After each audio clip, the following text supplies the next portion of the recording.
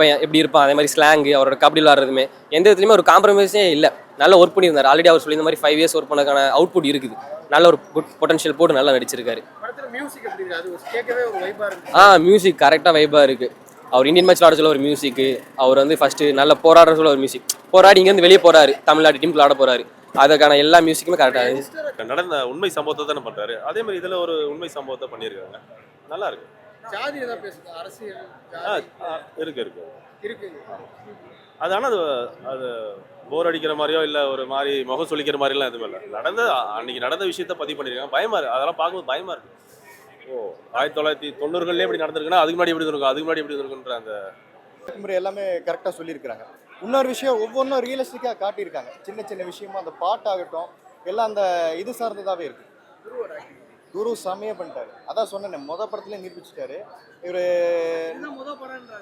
அதுதான் இல்லை, நீங்கள் படமே பாருங்களேன். நம்ம அப்போயே சொல்லியிருப்பேன், ஒரு இது பண்ணியிருப்பேன். இல்லை எல்லாம் நான் பதட்டமே இருக்காது.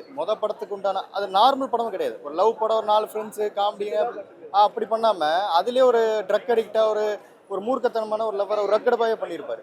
2வது படம் பார்த்தீங்கன்னா பியூர் வில்லன், நல்லது பேசுகிற வில்லன். அம்மாக்காக பழி வாங்குறேன், சாராயம் ஒழிக்கணும்னு சொல்லிட்டு அதுலேயே வில்லத்தனை கொண்டு வந்துருப்பார். இதில் என்னன்னா அந்த விளையாட்டு வீரர்னா அதே பண்ணிட்டாரு. அந்த டெடிகேஷன், அந்த ரொம்ப ராவா அந்த கிரவுண்ட் ஒர்க் பண்ணி ரொம்ப டெடிகேஷனாக பண்ணிட்டாரு. ரத்தம சதையை நடிச்சிருக்காரு இந்த படத்தில். ஆமாம், இந்த படத்தில் ரொம்ப ஆமாம் வெற்றிமாறன் சார் எஸ் அந்த விஷயம் ஆமாம் ரத்தத்தை தெருக்கி விட்டுருக்காப்புல. நல்லா அது எக்ஸ்ட்ரா நிறைய பண்ணியிருக்காரு துரு விக்ரம். பார்க்கலாம் சார், ஃபேமிலியோட வந்து பார்க்கலாம். ஒரு மோட்டிவேஷனான படமாக கூட இருக்குது. வன்முறை நிறைய இருக்குன்னு சொன்னாங்க படத்துல. இல்லை நடந்தது தானே எடுத்திருக்காரு, அதனால அது பெருசாக படம் எல்லாமே இல்லை சார். படம் ஆரம்பிச்சு எண்டு வரைக்குமே பிடிச்சிருக்கு. எனக்கு இப்போ அமீர் சார் ரொம்ப பிடிச்சிருக்கு. அவர் சாகர சீன் ரொம்ப வருத்தமாக இருக்குது. அழுதுட்டேன் நான் ஆக்சுவலாக. அவர் ரொம்ப லைவாக வாழ்ந்துருக்காரு சார். எல்லாருமே நல்லா எல்லாருமே ஒரு படத்தோட ஹிட்டுக்கான நடிகர்கள் தேர்வு அது ரொம்ப பர்ஃபெக்டாக பண்ணியிருக்காரு. எக்ஸ்ட்ரானரியாக இருக்குது சார். மியூசிக் எக்ஸ்ட்ரா படம் சூப்பர் சார். இந்த தீபாவளியில் நல்ல ஒரு படம், எல்லாம் ஃபேமிலியோட வந்து பார்க்கலாம். கவர் பண்ணுறதுக்கு இப்போ ஒரு படம் வந்துருக்கு தீபாவளிக்கு.